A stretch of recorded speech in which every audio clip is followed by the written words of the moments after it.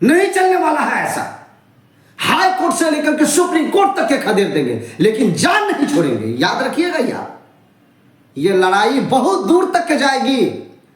BPSC TRE 2 का जो मुद्दा है ना, हाई कोर्ट में गर्दा गर्दा उड़ा देंगे। अगर यहां कोई कमी होगी तो सुप्रीम कोर्ट तक के खदेड़ेंगे, लेकिन बीपीएससी टीआरई 2 को नहीं छोड़ेंगे। आर्थिक आपराधिक इकाई का रिपोर्ट बीपीएससी टीआरई 2 को रद्द करने के लिए काफी है। और आप कमेंट के माध्यम से ये जरूर सलाह, मशवरा, ज्ञान, अक्ल हमको दीजिए और कमेंट आप जरूर कीजिएगा कि बीपीएससी टीआरई 2 के मुद्दे पे पूरे बिहार के एक एक छात्र एक प्लेटफॉर्म पे आकर के लड़िए एक प्लेटफॉर्म पे आके बीपीएससी टीआरई 2 के मुद्दे पर जब तक के तोड़ेंगे नहीं तब तक के छोड़ेंगे नहीं। हिंदी का क्यों हटाया बताए? बीपीएससी आयोग बताए हिंदी को आपने क्यों हटाया? भाषा का टेस्ट नहीं हुआ और चला गया स्कूल में पढ़ाने।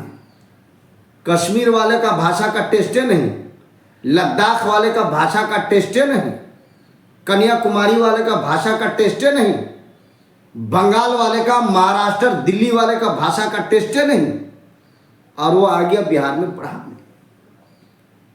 अतुल प्रसाद जी, यही निष्पक्ष है, यही साफ और सुथरा है, यही कदाचार मुक्त है, यही है, इसी का नाम है। 70% फेल उम्मीदवारों को बचाने के लिए, पास करने के लिए आपने पास अभ्यर्थियों को बाउंड्री लाइन से पार कर दिया, भगा दिया। जब वो फेल अभ्यर्थी हट जाते तो जो लोग क्वालिफाई है,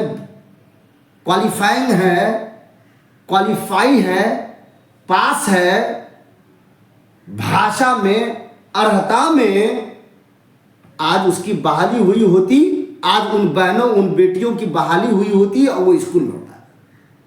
तो फेल आदमी को आप स्कूल भेज दिए और पास आदमी को बाउंड्री लाइन से बाहर, यही इंसाफ है। लेकिन अतुल प्रसाद अभी कहां गया है? कहां गया है? आप मीडिया वाले हैं भाई, आप भी बताइए कहां गया अतुल प्रसाद? हाँ, कहां गया अतुल प्रसाद? और इस बिल में घुस गया, दुबक गया, कोई था है ना चल रहा। अरे आके सफाई देना चाहिए ना, सफाई देना चाहिए ना। तो एक तो संशोधन दर्जन भर किया तो एग्जाम से पहले चलो उसको बर्दाश्त कर लिए, लेकिन एग्जाम देने के बाद में भी भाषा अर्हता वाला क्वालिफाइंग पेपर उसको हटा दिया। 70% लोग भाषा अर्हता में क्वालिफाइंग पेपर में फेल थे। 70% लोग फेल थे। उस 70% में अतुल प्रसाद ने जिन जिन लोगों को सेटिंग करवाया था वही लोग फेल था। तो उस अभ्यर्थी को पास करने के लिए भाषा अर्हता को सीधा हटा दिया, क्वालिफाइंग पेपर को हटा दिया। क्वालिफाइंग पेपर में सबसे ज्यादा टाइम लगा था क्योंकि वो भाषा का पेपर था और भाषा का पेपर अनिवार्य था कि उसमें पास होना जरूरी है, आप भी जानते हैं। और टीआरई 3 के जांच में, बीपीएससी टीआरई 3 के जांच में यह खुलासा हुआ कि बीपीएससी टीआरई 2 का पेपर लीक था। हिंदुस्तान, दैनिक जागरण, भास्कर, प्रभात, सारे अखबारों में आपने पढ़ा, सारे अखबारों में पढ़ा ना, पढ़ा सारे अखबारों में। और सारे अखबार के अलावा हमने आर्थिक आपराधिक इकाई की रिपोर्ट आपके सामने खोल करके रखा कि ये देखिए, आर्थिक आपराधिक इकाई यानी ईओयू की रिपोर्ट को हमने ले लिया है, प्राप्त कर लिया है अपने पास। देखा आपने ना, बीपीएससी टीआरई 2 किसी भी हाल में रद्द होगा तो होगा, धैर्य रखिए, घबराने की जरूरत नहीं है। इतना मैं बोल रहा हूं। इतना बड़ा घोटाला जब अतुल प्रसाद से पूछा गया कि आपने अर्हता को क्यों हटाया, भाषा को क्यों हटाया, तो बोल क्या रहा था कि बड़ा कठिन था पेपर। तो क्या उसी वही अर्हते वाला कठिन था और मेन पेपर वो कठिन नहीं था? ये क्या बोल रहे थे, बच्चों का पसीना छूट रहा था। हमको तो पसीना नहीं छूटा, बिहार वालों को तो पसीना नहीं छूटा, अदर स्टेट वालों को पसीना छूटा।